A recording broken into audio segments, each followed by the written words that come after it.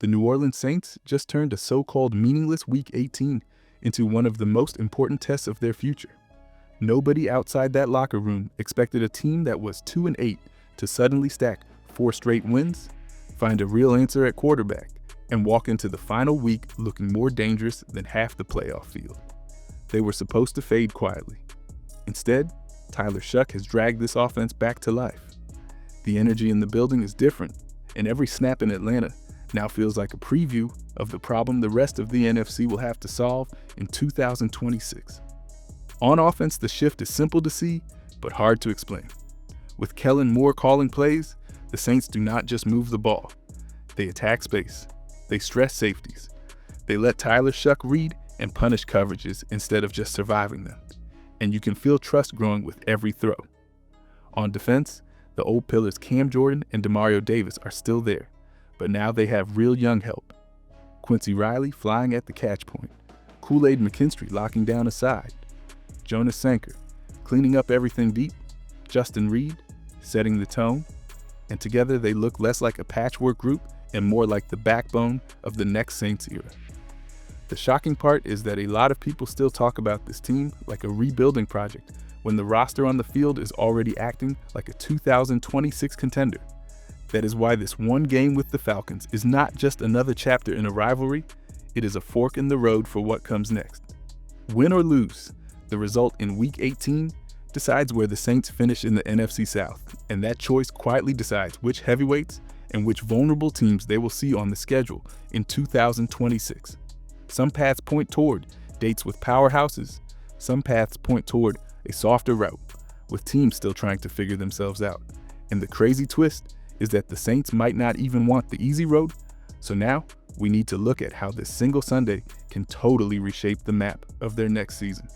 But before we get into that, hit that like and subscribe button for more Saints and all the NFL content. Let's aim for 500 likes on this video. This Saints-Falcons game is quietly doing something most fans do not see in the moment. It is shaping who the New Orleans Saints will have to fight through in 2026. The league schedule formula looks simple on paper, but this one result tilts the whole thing. Your division rivals are locked in home and away.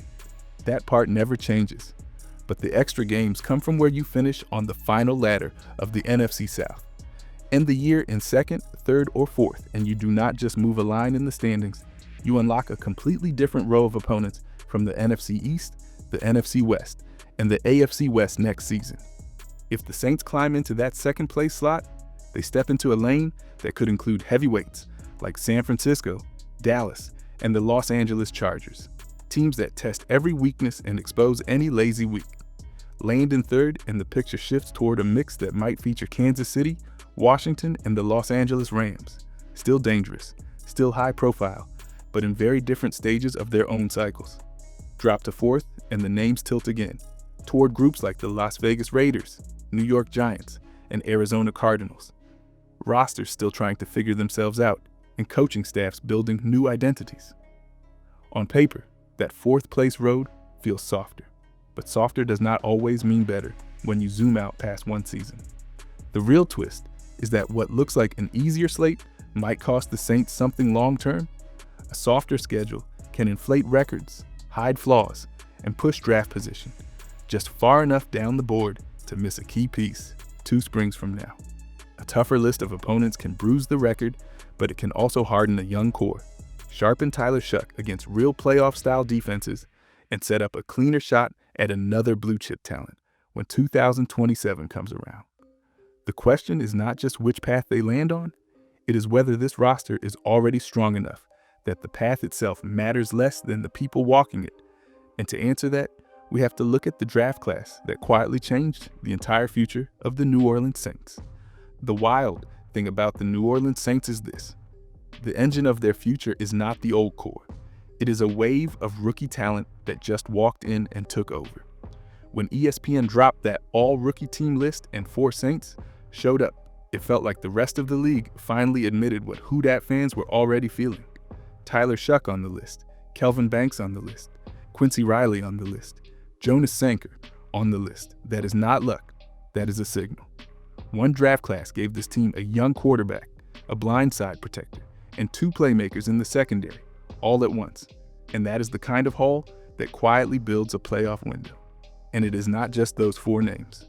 Vernon Broughton flashed before going to injured reserve, showing he can be part of the interior rotation.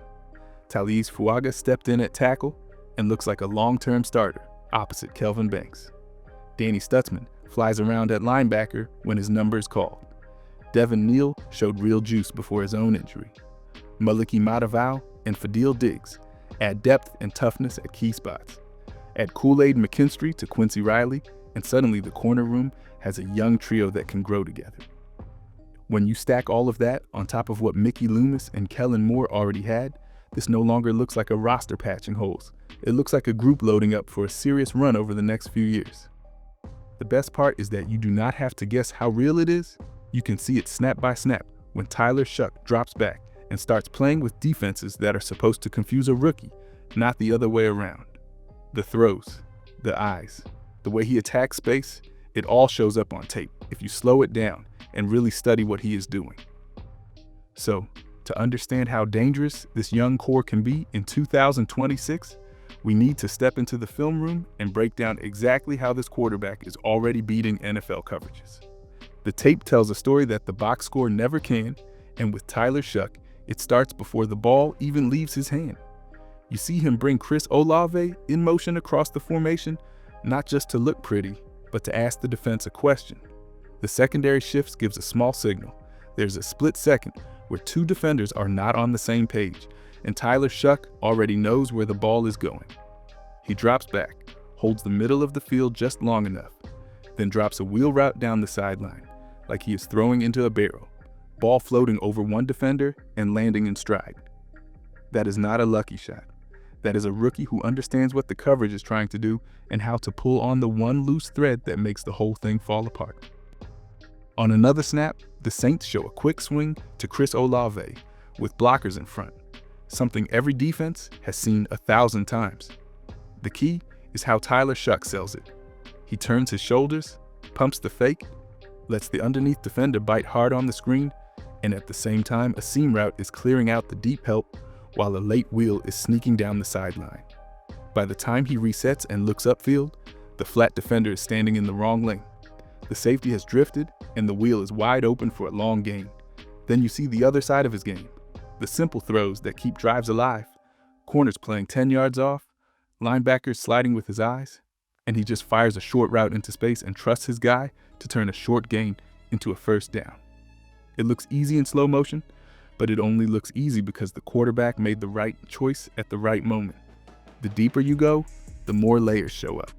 In heavy personnel, he fakes the handoff, turns his back to the defense, then spins around to find Juwan Johnson slipping behind the linebackers who just stepped up to chase the run, while a clear route has already dragged the safety away.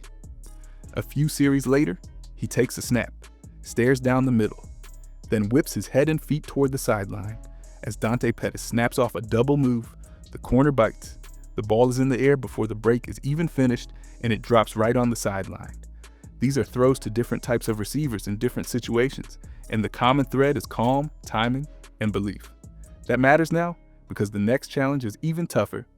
The Saints are heading into Atlanta without Chris Olave, and Tyler Shough has to prove this same control and creativity can carry an offense that suddenly looks very thin at wide receiver. Losing Chris Olave right before a rivalry game hits harder than any sack because it shakes the one thing this new Saints offense has built up, trust in its main playmaker on the outside. As soon as word got out that a health scare would keep him off the field, the outside noise flipped fast. People started talking like the matchup was already leaning toward Atlanta, like the passing game would shrink without number one in the route tree pulling coverage his way. Inside the building, it lands different. The players know they just watched a teammate fight through a long season, carry a huge load, and then get told his year is over without a bad route or a bad hit. And that kind of moment forces a team to decide what it really is. A group that crumples when the spotlight is missing, or a group that uses it as proof the system is bigger than one star. For Tyler Shough and Kellen Moore, this changes the test they are taking.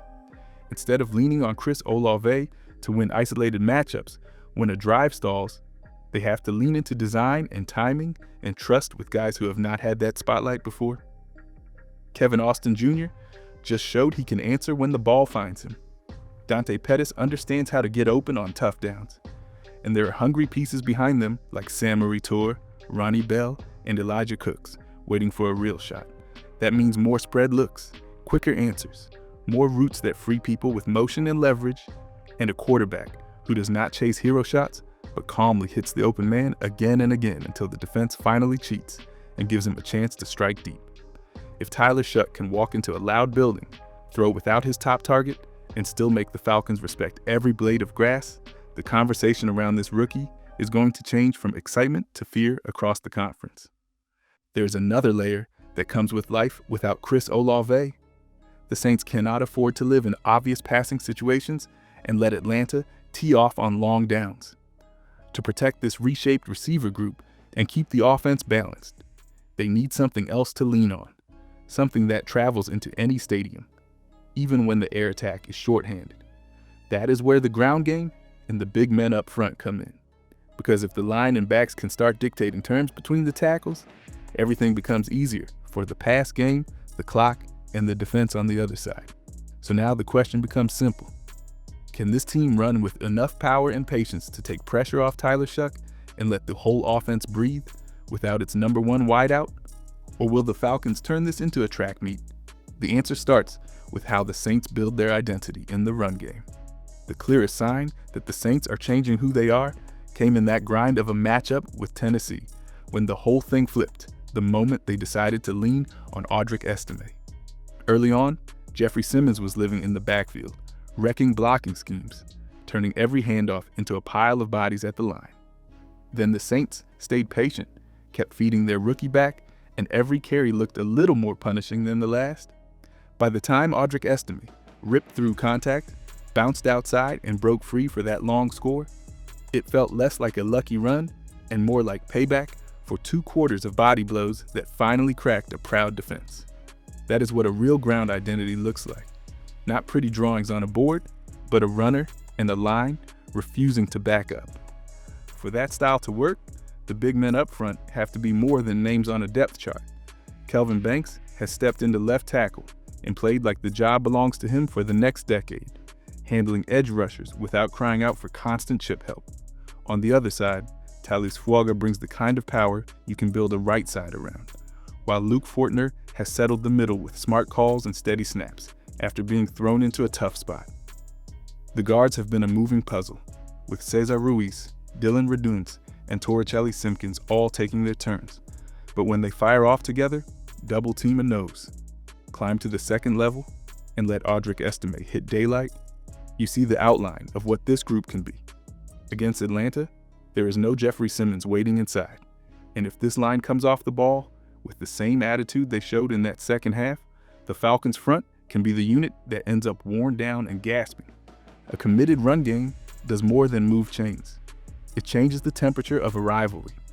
Every time Audric Estime falls forward, every time Tyler Shough turns and hands it off, instead of forcing a hero throw, the clock bleeds, the crowd cools, and Bijan Robinson stays on the sideline, watching instead of slashing through space. That is how you turn a loud road game into your own kind of fight, slow, physical, and on your terms.